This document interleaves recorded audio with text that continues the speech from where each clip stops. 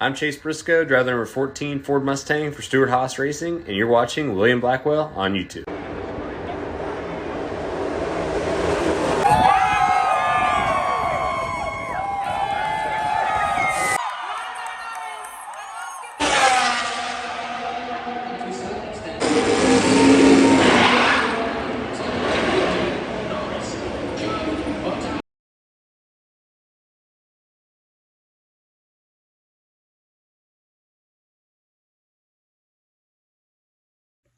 So, after many months of speculation, Stewart Haas Racing went out on record on Tuesday afternoon to announce that they will be shutting down at the end of the 2024 season on both the Cup side of things and also Xfinity side of things.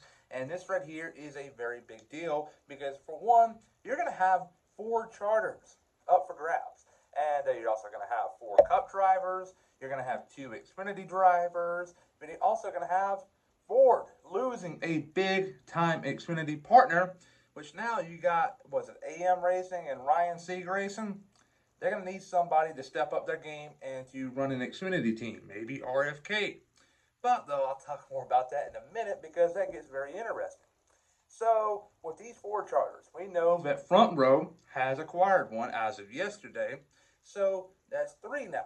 And Front Row is not going to get any more because the new charter agreement, which is supposed to be coming out sooner rather than later, will only allow teams to have up to 3 charters. So no more than that, unless you're going to be grandfathered in like Hendrick Motorsports, Joe Gibbs Racing. So Front Row is going to be done and set with 3.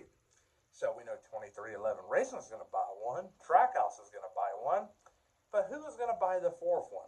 And this 4th one right here is going to be very pricey because a lot of people, like myself, believe this will be the last time we'll see a charter up for grab for quite a while now, because with this new agreement getting ready to go into place at the end of the 2024 season, these charters are going to be so valuable. The prices of them are going to be so worthy.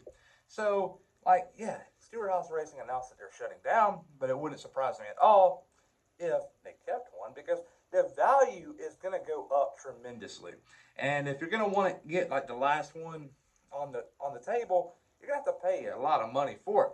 Because, you got all of these charters going on the market at the same time, and that's called inflation. So the prices of them, what they really would be, it's a lot lower than it is. I would say right now the price ranges anywhere from $20 to $27 million. In the past, people have paid upward of $40 million to get a charter.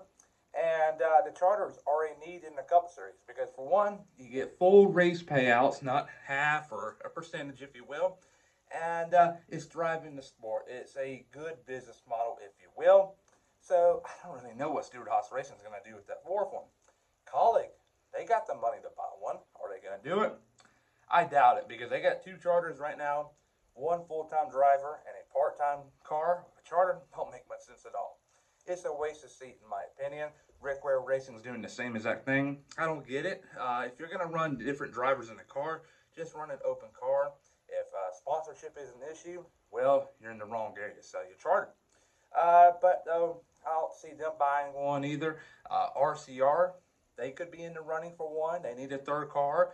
They got a lot of drivers in the Xfinity side of things that are very deserving of a ride in the Cup Series. So we'll see there. But one wild card is going to be Junior Motorsports. And you may say, hey, where's he going to get the money from? Well, Earnhardt Jr. Is going to be a very, very wealthy man in the coming years, and here's why.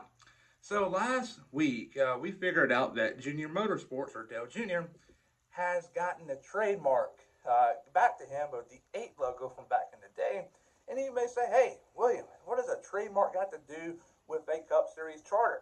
Well, Dale Earnhardt Jr. will be able to use that logo and to put it on merchandise such as hats, umbrellas, t-shirts, polos, diecast. I can go on and on. Golf clubs, golf bags, golf balls, tennis shoes. It can be on anything, and he'll get a percentage of the money back to him. So overall, that's going to make him a lot of money, and it will add up over time, and it would not surprise me at all if it got to the point where he could buy a charter with that money. But, though, that's about a 10-year project, so right now, that's not going to happen. He's got an Xfinity Series team, which he's fully invested in, and he has no signs whatsoever of slowing down and downsizing, if you will, because right now business is booming. They're always competitive year in and year out for the championship there, so it's not going to happen. But for the sake of today's video, let's assume it did happen. Obviously, he'll run a Chevy. But, though, who will be the drivers? You got Cole Custer, you got Riley Herbst, Chase Briscoe, Ryan Preece, Noah Gragson, Josh Berry, Justin Allgaier, and Sam Mayer. Sammy Smith and Brandon Jones are not Cup ready. I don't know who needs to tell you about it, but they're not Cup ready. And if I had to bet, yeah, a lot of people are going to point fingers at Noah Gragson, Chase Briscoe, the real driver that's going to get the nod. If this were to mysteriously happen, which I highly doubt, but for the sake of today's video, it's going to be Josh Berry. Dale Earnhardt Jr. is much more committed to Berry than he is to Gragson, and there's a lot of people out there that think they know it all, but that's the truth. It's the truth. He has done so much for Berry in the past, more so than he's done for any other driver in NASCAR history.